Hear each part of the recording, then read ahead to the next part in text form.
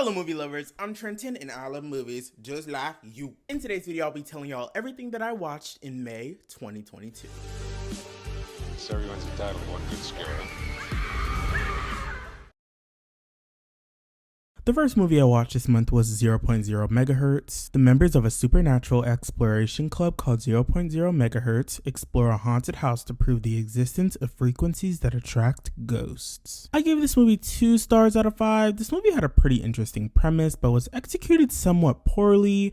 I think overall the movie was just like meh. The movie had pretty good cinematography and felt very sleek and polished, and the movie had decent scares as well. But the CGI in the movie looked like it was straight out of a PS2 game, which didn't contrast well with its polished presentation and took me out of the immersion. The next movie I watched was The House of the Devil. In the 1980s, college student Samantha Hughes takes a strange babysitting job that coincides with a full lunar eclipse. She slowly realizes her clients harbor a terrifying secret. I gave this movie 2.5 stars out of 5. The main highlight of this movie was the 80s aesthetic. It felt very authentic, but it's a slow burn. Don't get me wrong, I can enjoy slow burn if I'm in a certain type of mood, but this movie dragged. There wasn't a satisfying payoff at all and ultimately felt pointless at the end. If I ever were to rewatch this movie, it would be strictly based on the aesthetic and editing alone. The next movie I watched was The Last Matinee. On a stormy night in Montevideo, an engineering student named Anna takes over the duties of her father, a projectionist at a declining movie theater due to his ill health. But unbeknownst to her, the audience watching the film that she's running starts being murdered by a crazed killer. I gave this movie 3.5 stars out of 5 and a heart. I'm doing a whole designated video for this movie, so I'm not going to go too in depth with my thoughts, but to put my thoughts in simple terms, I kind of love this movie.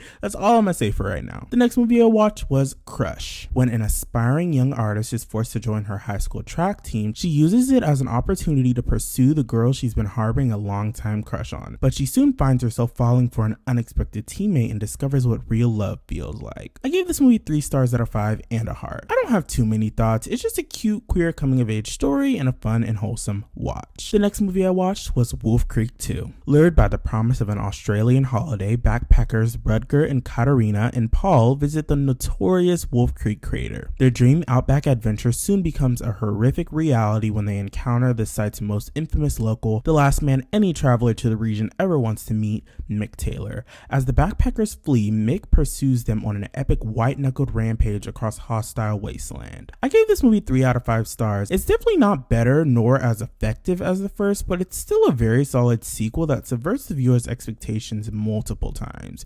I can also appreciate that the sequel tries to do something different from its predecessor. This movie also has increased brutality. This movie is like 10 times more brutal than the first. I'm probably going to do a whole designated video for the Wolf Creek movies and its 2-season TV show in the future. There's also plans for a 3rd Wolf Creek movie coming out later in the year, and I'm pretty excited about that.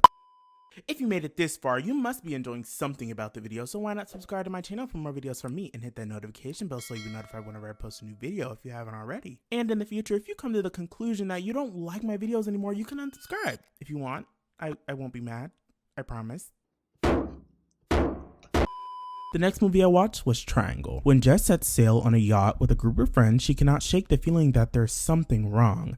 Her suspicions are realized when the yacht hits a storm and the group is forced to board a passing ocean liner to get to safety, a ship Jess is convinced she's been on before. I gave this movie 3 stars out of 5. This movie is definitely a trip. I was confused for like 65% of the movie, but when I actually somewhat understood what was going on, I found it somewhat entertaining.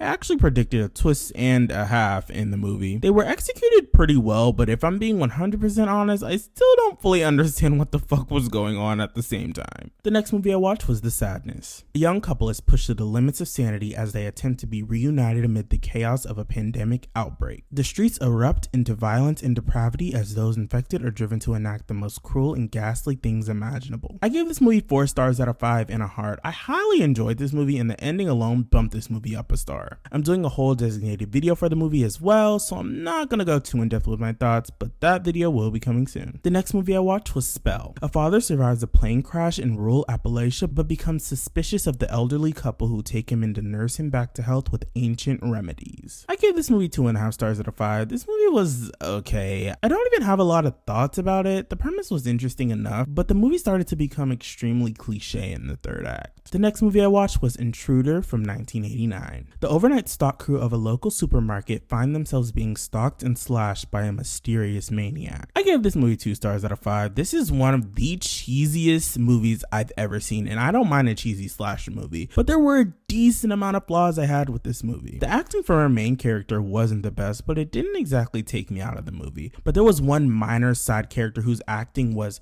terrible. The first 30 minutes were literally pointless, and I absolutely hated the ending with a passion. The gore is definitely the biggest highlight of this movie, and cuties Ted and Sam Raimi were in the movie, so that felt like a fun little Easter egg for horror fans. The last movie I watched this month was Underwater. After an earthquake destroys their underwater station, 6 researchers must navigate 2 miles along the dangerous, unknown depths of the ocean floor to make it to safety in a race against time. I gave this movie 3.5 stars out of 5 and a heart. The premise and the fact that Kristen Stewart was in the movie intrigued me. I don't even know where to start, but I absolutely loved this movie. The characters were pretty likable, the VFX were surprisingly really good, and overall the movie was just a fun time. I might do a designated video for this one because I actually really enjoyed it. Out of all 10 movies I watched this month, the 3 I'd highly recommend are The Last Matinee, The Sadness, and Underwater. Each movie is so different that I think it would make for a decent movie watching marathon with friends, family, and if your family doesn't like horror movies or you simply don't have friends,